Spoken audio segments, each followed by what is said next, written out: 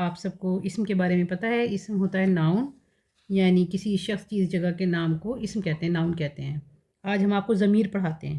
کسی بھی اسم کی جگہ استعمال کیے جانے والے لفظ ضمیر کہلاتے ہیں، یعنی جو ہم نے اسم استعمال کیا ہے کسی عبارت میں، اکبر ہے، احمد ہے، تو ہم بار بار وہ استعمال نہیں کرتے، ہم اس کی جگہ وہ یا اس لگا دیتے ہیں، تو وہ جو الفاظ اس کی جگہ استعمال ہوتے ہیں انہیں ضمیر کہتے ہیں، ٹھیک ہے۔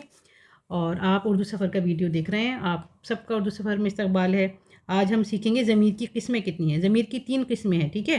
ایک ہوتا ہے ضمیر متکلم، ضمیر حاضر، ضمیر غائب۔ متکلم جیسے لفظ سے ہی لگ رہا ہے کہ کلام کرنے والا، یعنی بات کرنے والا اپنے لیے جو ضمیر استعمال کرتا ہے اسے ضمیر متکلم کہتے ہیں، یعنی بات کرنے والا، ٹھیک ہے، اپنے لیے جو لفظ استعمال کرے گا۔ اس کی اگزامپل ہے جیسے میں، ہم، میرا، میری، ہمارا، ہماری۔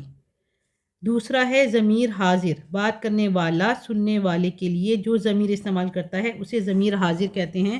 جیسے لفظ سے ہی ظاہر ہو رہا ہے، جیسے ہم بات کر رہے ہیں تو ہمارے سامنے جو ہے شخص جو حاضر ہے اس سے ہم بات کر رہے ہیں تو وہ ضمیر حاضر ہوتا ہے، جیسے تو، تم، آپ، تمہارا، تمہاری، تمہیں اور آپ کی۔